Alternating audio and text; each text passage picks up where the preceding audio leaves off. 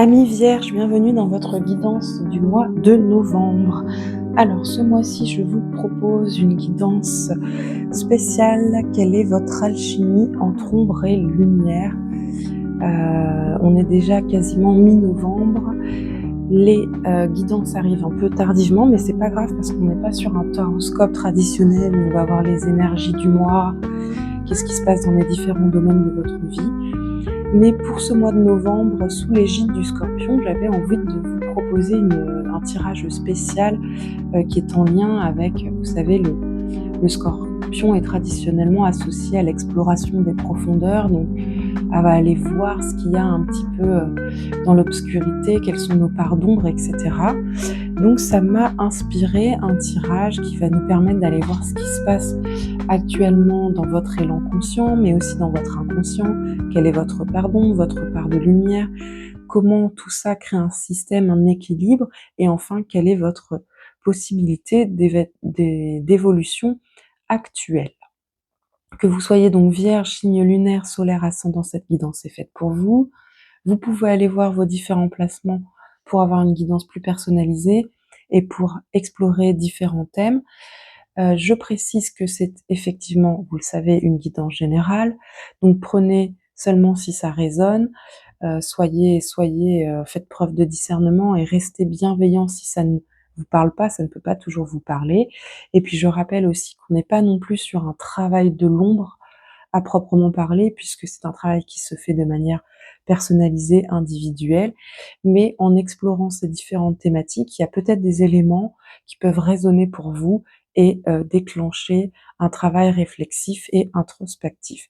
Et si c'est le cas, j'en serais ravie parce que c'est ma seule ambition. Je vais tirer vos cartes hors caméra pour gagner un peu de temps et on se retrouve juste après. Allez, c'est parti mes amis Vierges, j'ai votre tour. Tirage, il est prêt, il est ici et on va commencer tout de suite avec la première position qui est votre élan actuel. Où est-ce que vous mettez votre désir actuellement?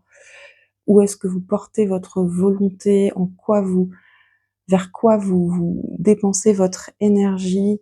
Qu'est-ce que vous mettez en place dans votre quotidien consciemment? Et vous avez l'as d'épée. L'as d'épée qui est vraiment la carte du tangible, du concret, de l'opportunité, opportunité matérielle, opportunité financière. C'est l'envie de concrétiser quelque chose de nouveau, de débuter quelque chose de nouveau. Donc ça peut être par exemple faire un investissement, acheter quelque chose d'important comme, je sais pas moi, une voiture, une maison. Ça peut être parfois aussi le symbole du cadeau, de la de ouais, de l'offrande. On est dans les deniers, on est dans la matière, dans quelque chose de tangible, comme je disais, de réaliste, de concret. Vous êtes actuellement dans un élan conscient qui est de construire, quoi, de faire fructifier, peut-être que vous venez de vous lancer dans un projet, heu où vous avez envie en fait de vous lancer dans un projet ou de relever une certaine opportunité. Et c'est intéressant parce que en deuxième position, ici, vous avez le magicien. Et le magicien qui est vraiment la carte du personnage qui a le pouvoir d'agir, qui a tous les outils en main pour se lancer dans le monde et qui se met en action en fait pour, pour entreprendre ce qu'il souhaite entreprendre. Et ici, avec cette carte d'as de denier dans l'élan conscient, est-ce que c'est que là, vous aimeriez sauter le pas? Vous avez, comment dire? Vous avez un projet en tête, vous avez envie de vous lancer dans un projet. Dans l'inconscient, en fait, vous avez envie de passer à l'action. Vous savez que vous avez tout ce qu'il faut pour passer à l'action, mais c'est pas encore fait. En tout cas, ce qui est intéressant à noter, c'est que vous avez quand même 2, inconsciemment et consciemment, heu, des, des cartes qui sont assez alignées entre elles. Inconsciemment, vous avez envie d'agir et consciemment, vous avez aussi envie de vous lancer et de concrétiser ce projet ou d'accepter cette opportunité. Donc du coup, c'est plutôt intéressant parce que c'est raccord et du coup, il y a pas de conflit intérieur entre ce que désire votre inconscient et ce que désire votre conscient et où votre énergie est portée consciemment. Donc c'est très intéressant. À noter que vous avez 2 arcanes majeurs, donc c'est relativement puissant comme tirage. Vous avez 2 deniers, un épée, un bâton.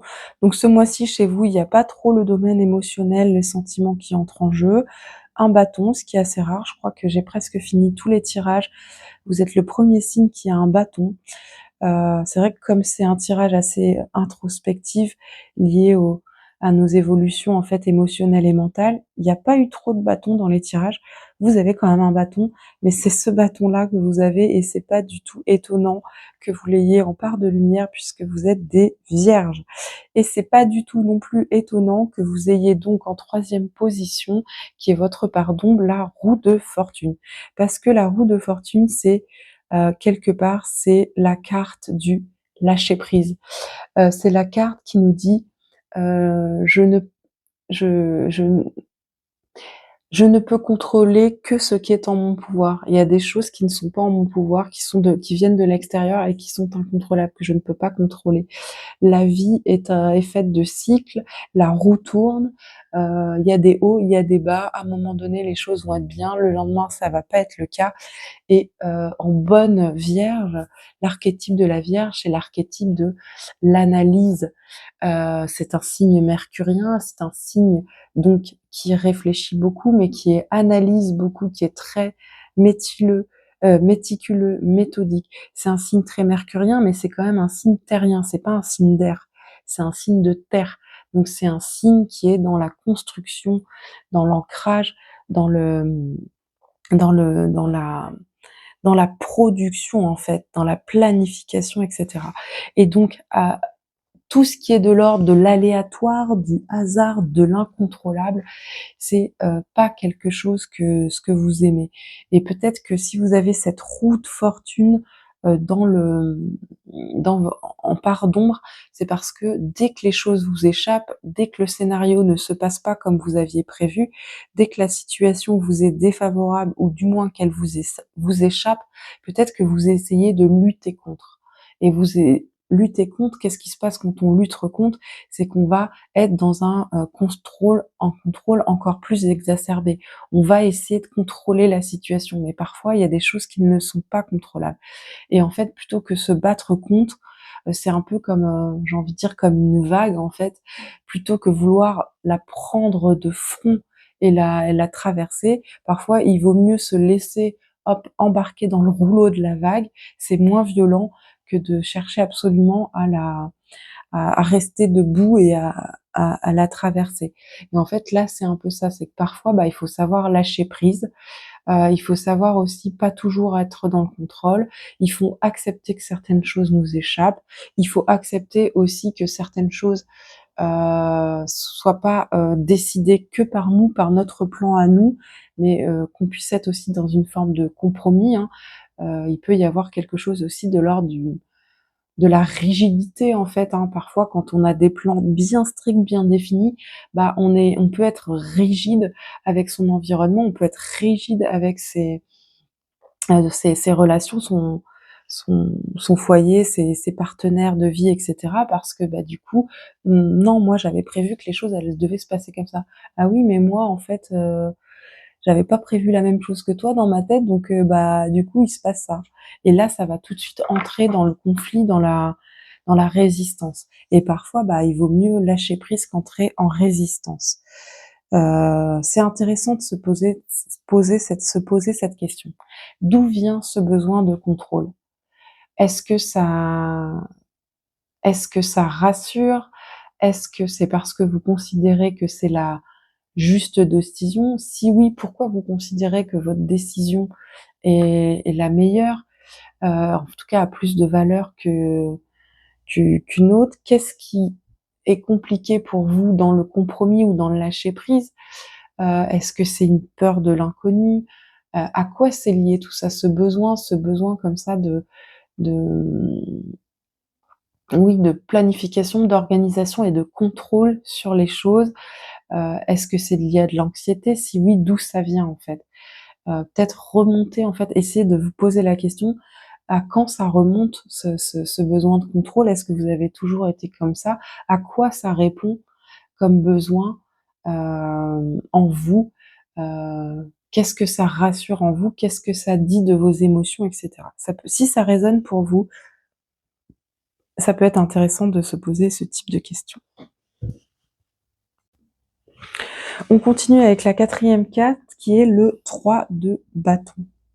Le 3 de bâton, c'est vraiment la carte du vision board, en fait, hein. C'est la carte de la planification, justement. Et donc, du coup, c'est pour ça que je vous disais que c'est pas étonnant que vous ayez ce seul bâton ici à mi-vierge dans votre part de lumière, parce que vous êtes comme ça, vous les vierges. Vous êtes souvent un archétype qui a une vision sur le moyen long terme, qui va avoir déjà planifié les choses, qui va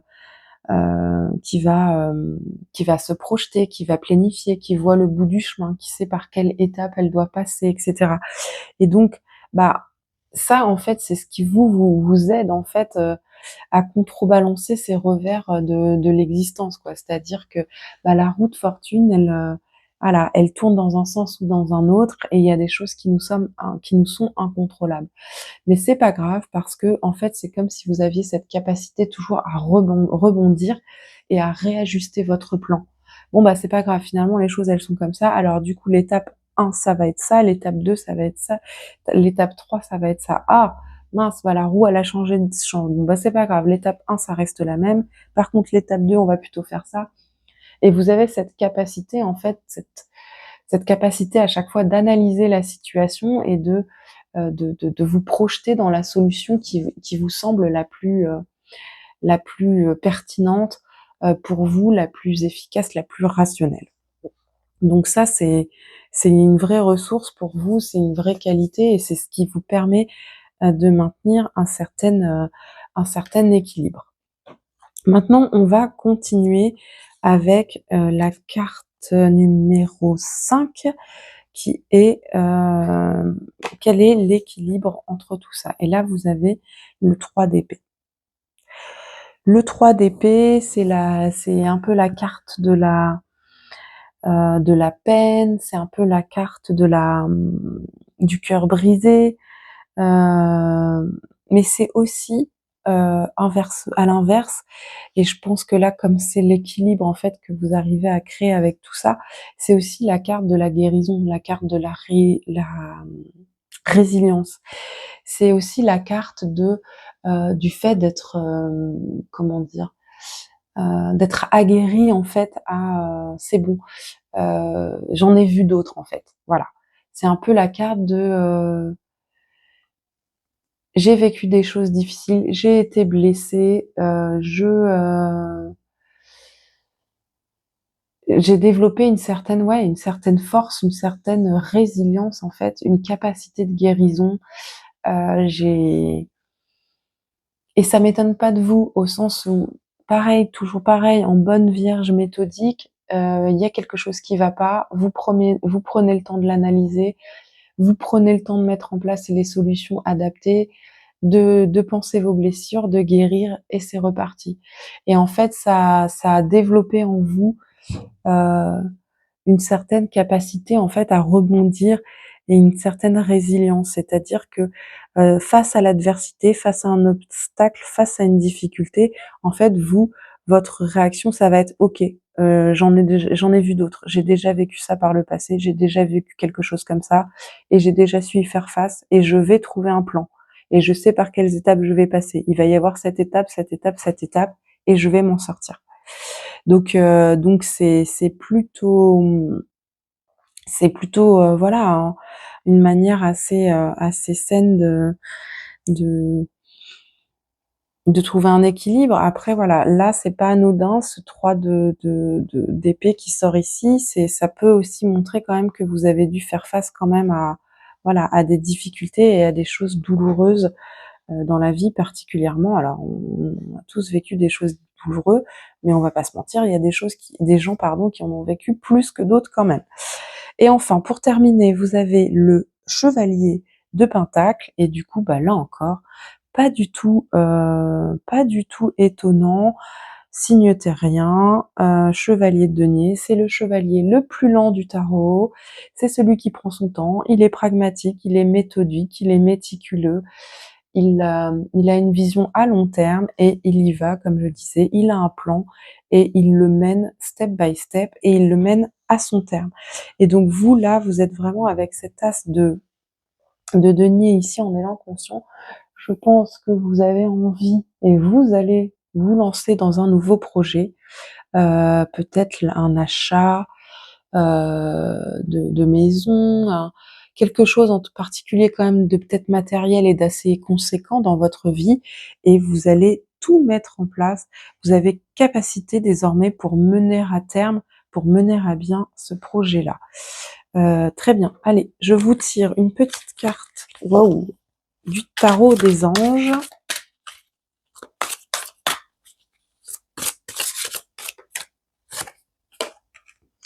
Et ben en plus voilà, vous avez ça, chevalier de denier, empereur, organisation et logique, structure et discipline, leadership. Donc là vraiment, vous avez tout ce qu'il faut pour mener à bien ce projet. Pas besoin d'en dire plus, ces mots-clés associés à l'empereur sont absolument parlants et évidents. J'ai pas besoin d'en dire plus. Amour, comparaison, l'envie et la jalousie nourrissent ton ego pour te garder dans le tourment. Connecte-toi à ton cœur et ton joyau intérieur libère d'incroyables aptitudes. Effectivement, l'envie, la jalousie, c'est pas quelque chose de très aidant dans la vie, quoi. Ça crée de la rancœur, de la frustration, de l'aigreur. Ça peut mettre aussi nos standards, nos standings à des niveaux qui ne correspondent pas à qui nous sommes, à nos capacités, à nos besoins réels, à nos désirs authentiques. Et donc ça ne sert à rien. Je dis pas que c'est évident à faire. Je dis pas que c'est pas